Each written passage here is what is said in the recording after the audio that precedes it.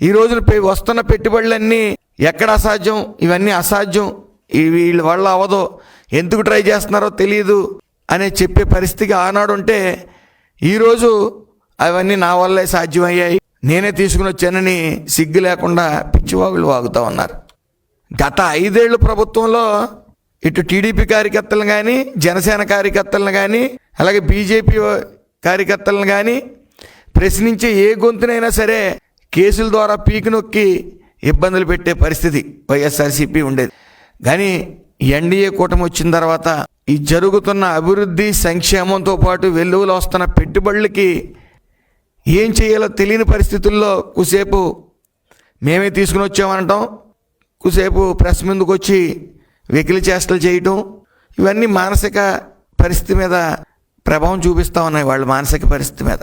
So visionary ఉన్న నాయకుడు నారా చంద్రబాబు నాయుడు గారు ముందే చెప్పారు, యోగా ప్రాక్టీస్ చేయండి అని ప్రతి ఒక్కరికి చెప్తా ఉన్నారు. ఈ యోగా అనేది ఖచ్చితంగా జగన్మోహన్ రెడ్డి గారు అండ్ కోకి చాలా అవసరం అని భావిస్తూ ఉన్నాం. ఆ యోగా ప్రాక్టీస్ చేయండి, ఖచ్చితంగా మానసిక ఉల్లాసం కలుగుతుంది.